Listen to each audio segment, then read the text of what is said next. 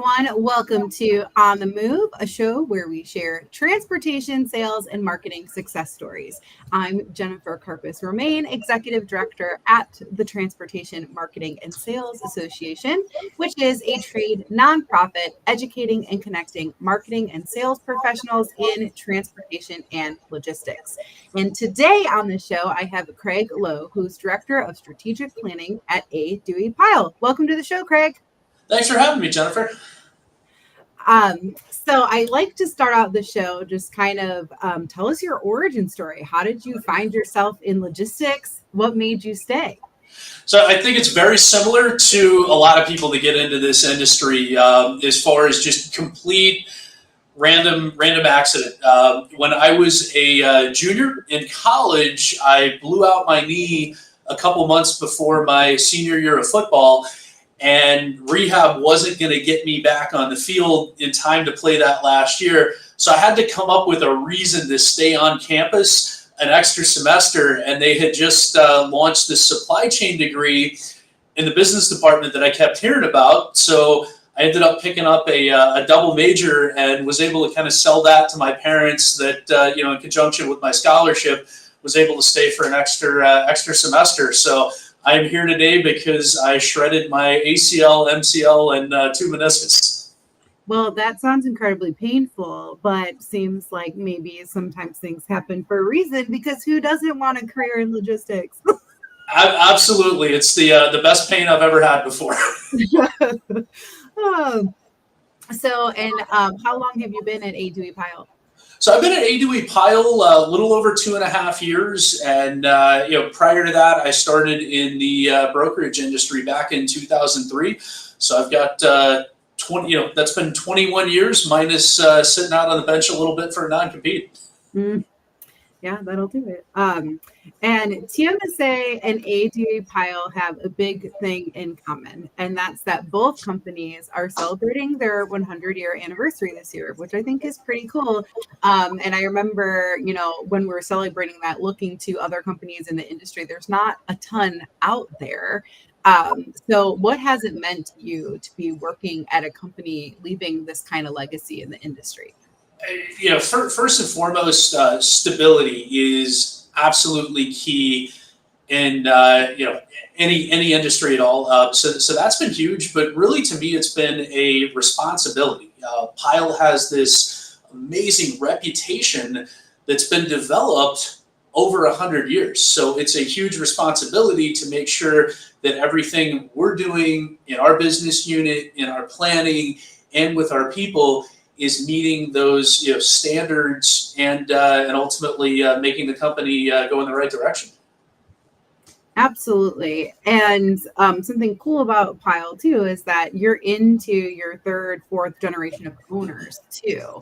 And how do you think that the company has made it to this mark and kind of keeping that in the family, if you will?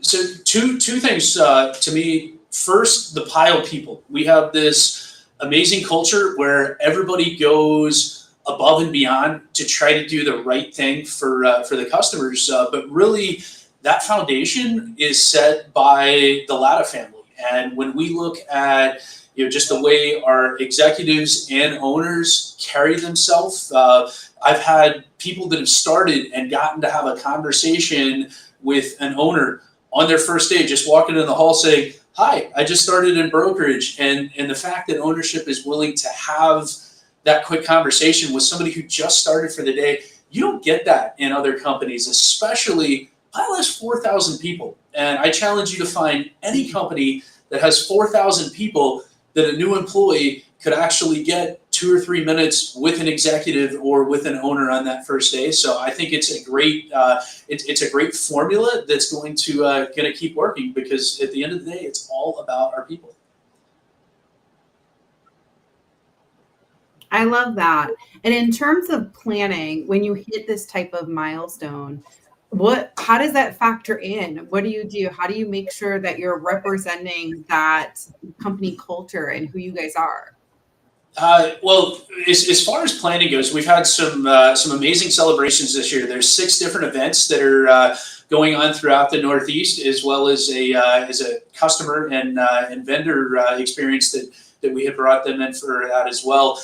Cassandra's done an amazing job on the marketing side. I know Kelly, who's one of our exec admins, they've been working together to really just get everything going up for these celebrations to make sure that all the Pyle people have an amazing experience along the way. And also, yeah, this is one of my favorite things about the 100th anniversary. It's a replica of a 1918 International K that was the first truck that was bought, marking the start of Duie Pyle back in 1924.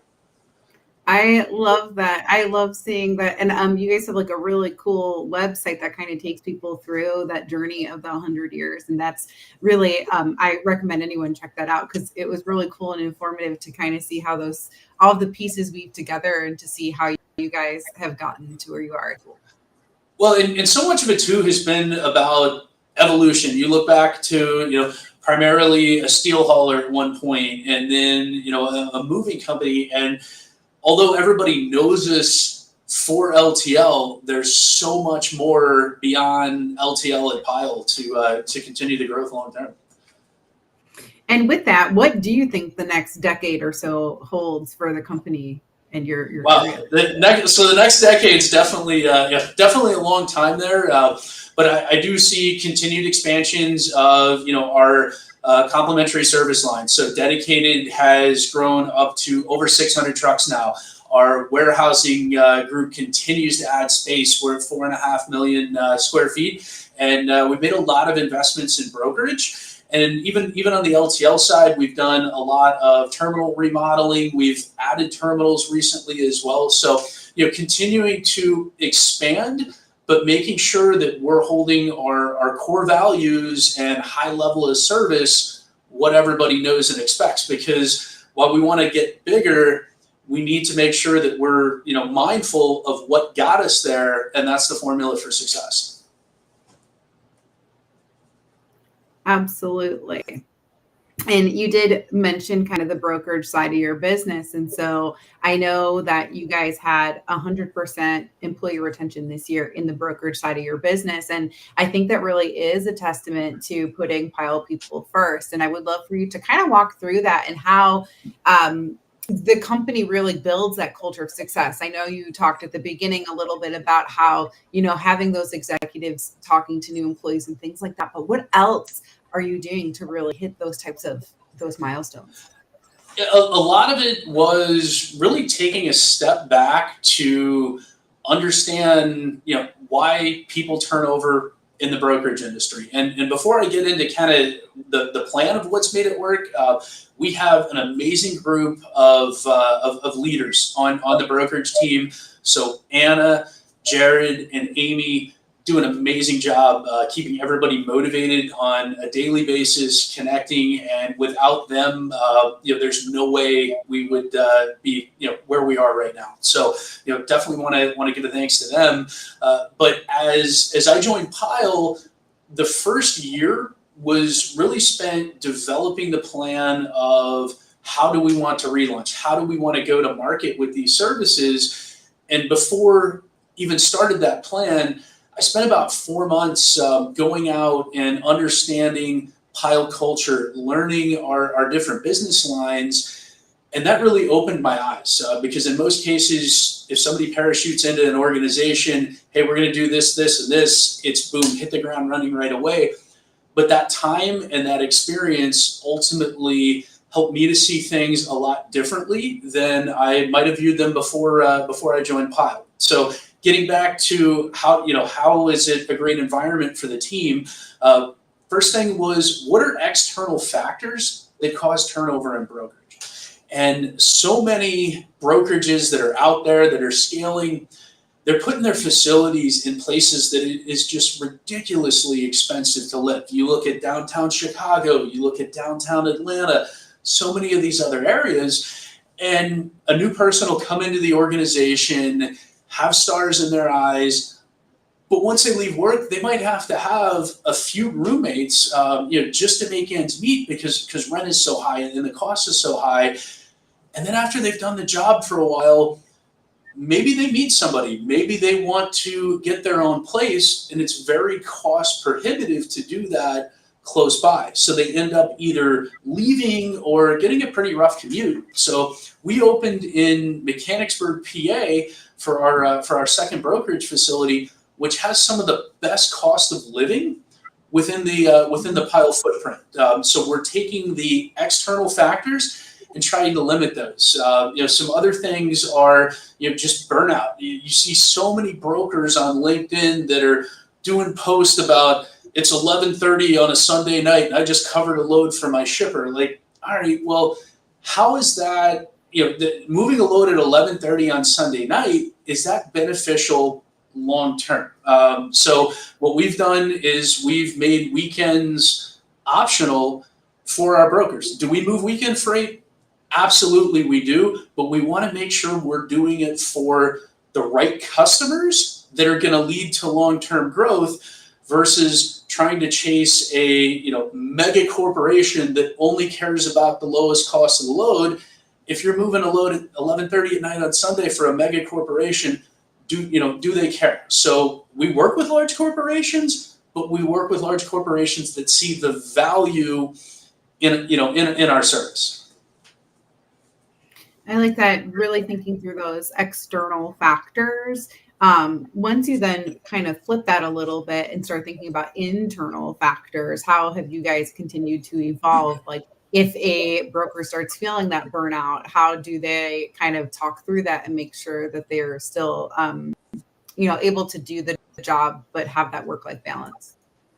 Yeah, so that's definitely a great question, and something that we're still trying to solve just the same that everybody else is. But one of the foundations of Pyle is treating others as you wish to be treated. So a lot of times, if somebody's feeling burnout, feeling stressed, it's starting that conversation.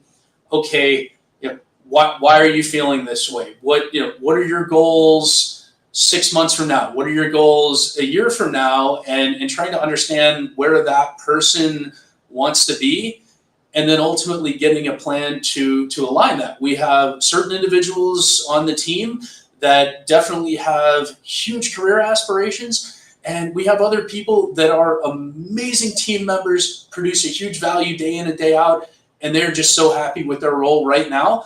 So they're not being pressured to move up. So it's really about understanding the individual and what they want, and then aligning the business contributions with them. I love that. So it's been about a year since one of my favorite TMSA events we've ever done, and that was a local networking event in New Jersey last year. And one, you got to learn about my awesome baking skills because I baked for the event. It was fun and different for me. But we highlighted the We Make program, which really helps adults with autism find job placement. And for those that weren't able to attend, I would love for you to kind of share your experience and what you learned and what it meant for you. Yeah, absolutely, Jennifer. First thing is I'm looking forward to the cookies that you're going to be bringing me in a few weeks in New Jersey when I see you again, because those were amazing snickerdoodles. But I did bring my We Make mug that I got at the event that we went to, and I really set it on my desk as a reminder of what is out there. So my 16-year-old is on the spectrum, and he is considered what would be called high support. So that means that my wife and I, one of us pretty much has to be with him 24/7.